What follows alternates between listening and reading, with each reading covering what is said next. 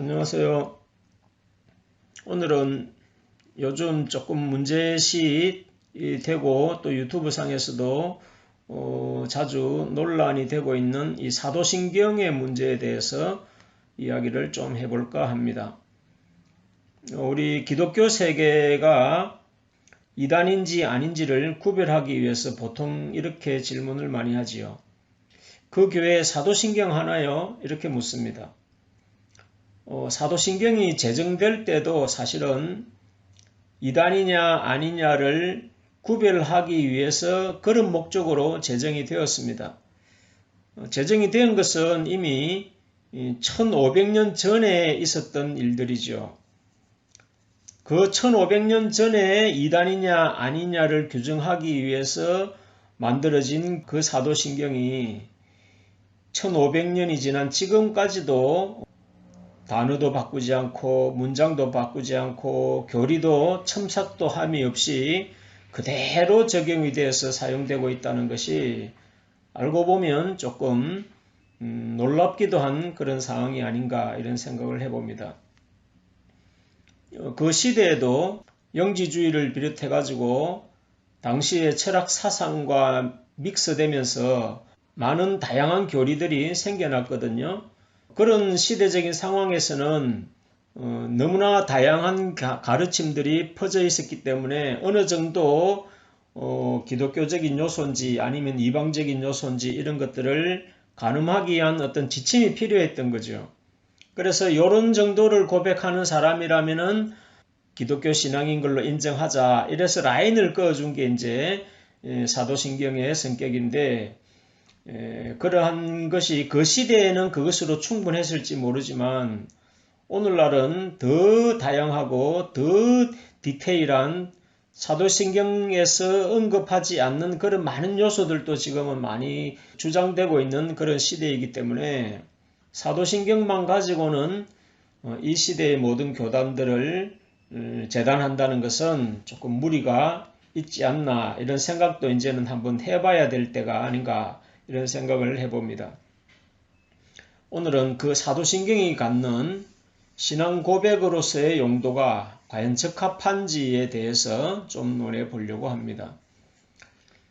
첫째로 문제 제기를 하고 싶은 것은 종교개혁 이전에 우리가 1517년이거든요. 종교개혁이 일어났던 게 16세기가 되죠. 종교개혁 이전에 가톨릭 시대에 제정된 사도신경인데도 불구하고 천주교 그 당시에 로마 가톨릭을 개혁한다고 하면서 이 가톨릭의 기본 교조인 사도신경에 대해서는 개혁하지 못했는가 하는 점도 좀 생각해 봐야 될 대목이 아닌가 싶습니다. 대부분의 우리 개신교인들이 사도신경을 그냥 우리 개신교의 신조인 줄로만 생각하는 사람들이 많거든요. 그건 아닙니다. 그거는 아니고 중세 가톨릭 시대의 가톨릭 교단 안에서 만들어진 그 교조이고 그것을 그대로 이어서 사용하고 있는 것이라는 것을 이걸 먼저 인식을 좀 하셔야 되겠습니다. 자, 그러면 루트나 칼빈이나 이런 사람들이 종교개혁을 했지 않습니까? 그런데 그 이후에 개신교 안에 어마어마한 기라성 같은 훌륭한 신학자들도 많고 훌륭한 목사님들도 얼마나 많습니까? 뭐 이름만 대도 잘잘 익혀 알 수 있는 그런 저명한 신학자들도 많고 목회자들도 많은데도 불구하고 이 사도신경의 문제에 대해서는 아무도 그것을 문제 제기를 하지 않고 그대로 절대 어떤 성경 자체인 것처럼 그렇게 받아들여져서 지금까지 왔다는 것은 좀 아이러니한 그러한 일이 아닌가 이런 생각을 해보게 됩니다. 자세히 보면은 사도신경 안에도 이렇게 많은 문제점들이 있거든요. 그런 문제점들이 있음에도 크게 반감을 갖지 않은 것은 개신교가 가진 이 신앙의 성격이 로마 가톨릭의 범주를 크게 벗어나지 못한 한계 속에 갇혀 있다는 말은 되지 않는 걸까요? 종교개혁이라는 거대한 목표에 비해서 단지 그 면죄부에 대한 어떤 불합리함, 그것 중심의 부정부패를 지적한 것으로 이 종교개혁의 성격이 너무 작아지는 것이라는 거죠.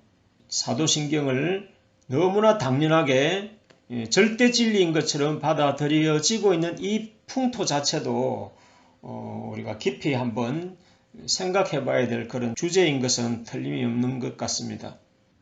자, 그 다음에 두 번째 문제는 이 빌라도에 대한 문제입니다.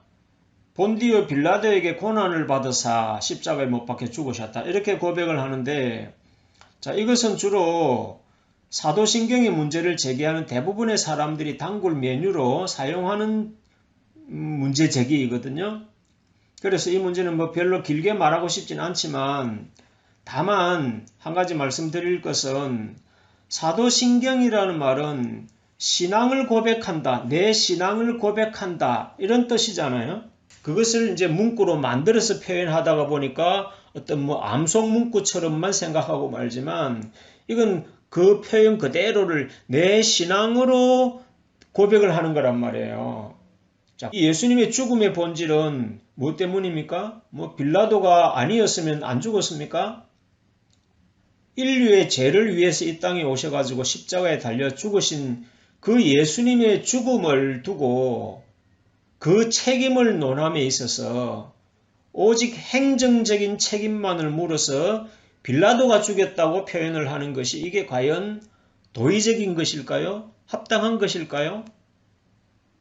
나의 죄를 고백하는 거 아닙니까? 나의 죄로 죽으신 예수님, 이 되는 것이지 빌라도 때문에 죽으신 예수님, 이렇게 고백을 하는 것은 이건 신앙 고백으로 하는 이야기가 아니라 이것은 책임 회피하는 것이고 모든 잘못을 책임 전가를 시키는 것이죠. 물론 행정적인 책임은 빌라도가 있는 게 맞지만 빌라도는 안 죽이려고 애를 썼던 사람이고 죽여라 했던 것은 서기관과 바리새인들이었단 말이에요. 우리 성경적인 구원사적인 의미로 본다면 이건 서기관과 바리새인의 죄도 아니고 빌라도의 문제도 아니라 우리 모두의 죄 때문이란 말이죠. 이 죄로 말미암아서 구원에 이를 수 없었던 우리 인생을 위해서 십자가의 죽음으로 대신 짊어지시고 가신 그 예수님 앞에 이런 책임 공방을 앞에다가 탁 내세우고 그 뒤에 숨어가지고 죄를 고백하겠다고 말하는 것은 이건 신앙 고백의 차원으로 하기에는 너무나 안 맞는 이야기다. 이런 생각을 여러분들도 한 번쯤 해보시기를 바랍니다.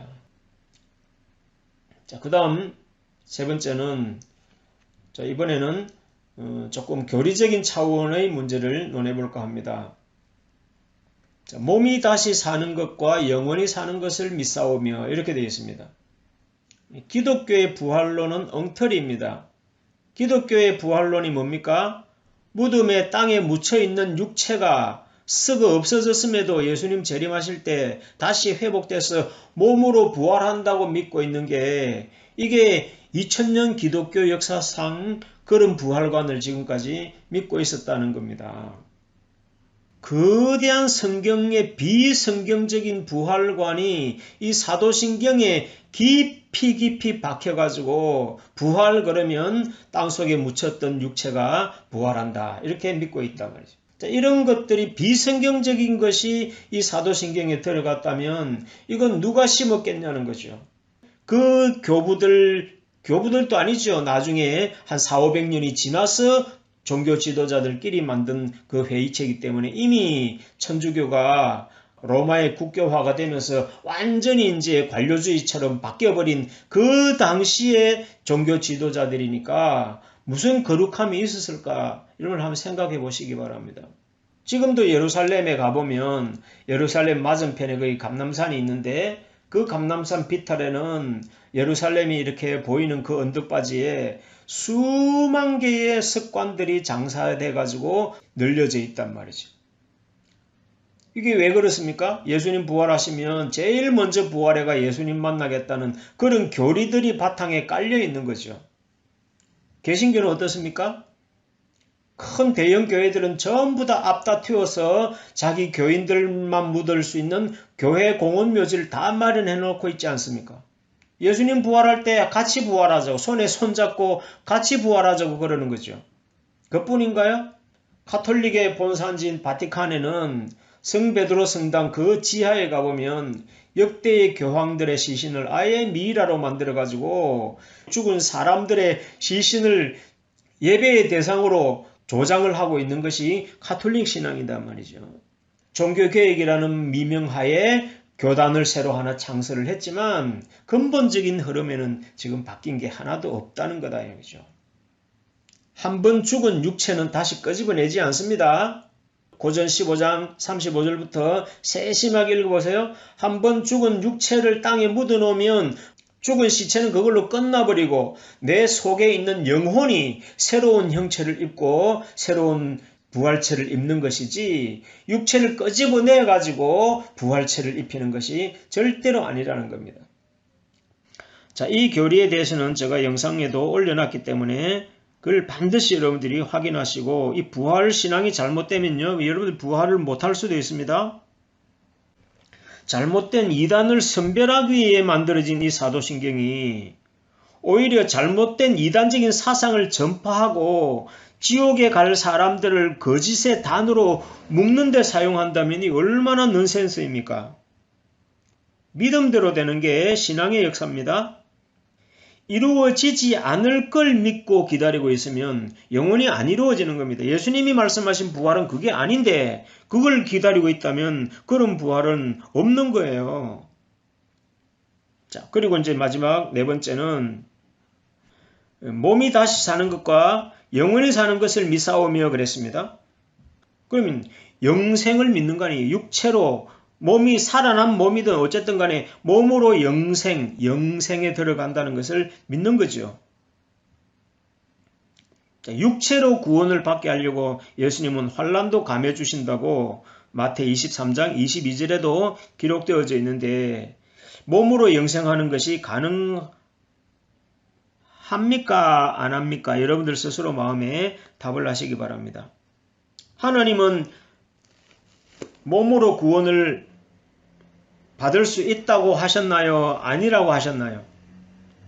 사도신경에는 분명히 몸이 다시 살고 그 몸으로 영원히 산다고 고백을 하는데 여러분들은 육체 영생에 대해서 어떻게 생각하시나요?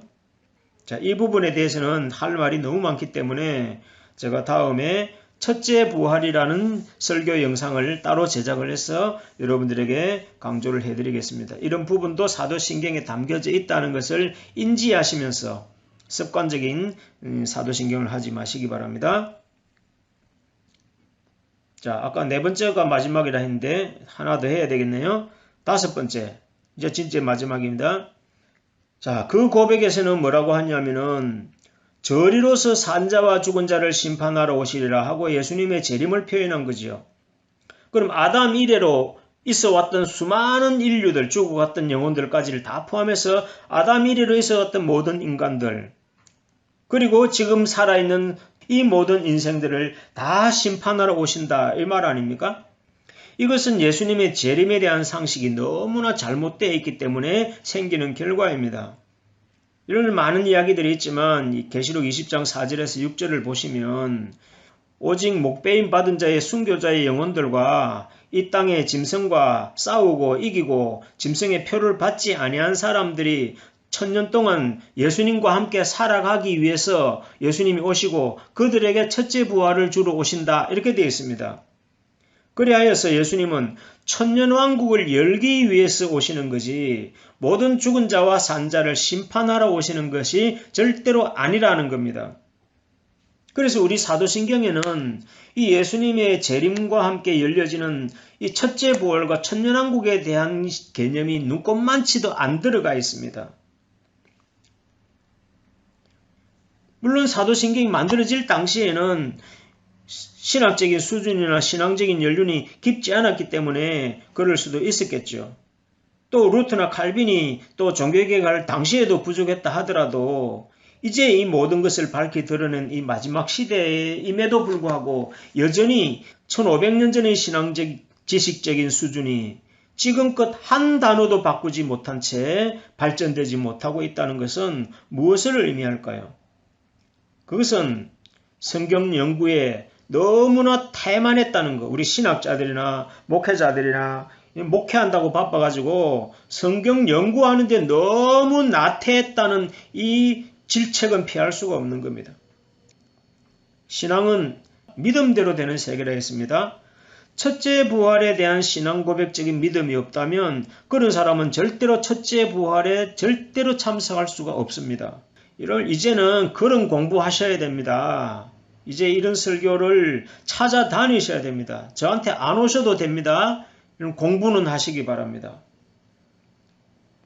내 말이 너희 속에 있을 곳이 없으므로 나를 대적하고 나를 죽이려고 하는도다. 이런 말이 있죠. 예수님께서 서기관과 바리새인들에게 왜 예수님을 죽이려고 하느냐. 예수님 말이 그 속에 담길 게 없기 때문에 그들이 받아들일 수 없는 말을 하기 때문에 죽이려고 했다는 것이죠.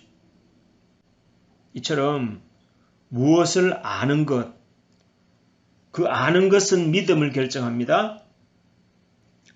개혁주의라는 말이 뭡니까? 언제든지 옳은 것이 나타나면 언제든지 바꾸어서 개혁을 하겠다는 정신이 개혁주의 정신입니다. 새로운 해석이 제시되면 선뜻 믿음으로 받아들이지는 못해도 새로운 이야기가 나오니까 그걸 진지하게 연구하고 토론이라도 해봐야 마땅한 것이 아닐까요? 저 과학자들 이런 사람들이 그 미지의 그 양자 세계, 원자 세계를 연구해 가면서 늘 가설로 던지는 거예요. 그 가설 하나하나에 대해서 검증하고 토론하고 연구하면서 하나씩 진리가 밝혀져 가는 거죠. 그런데 우리 종교 세계는 그게 안 통하는 겁니다.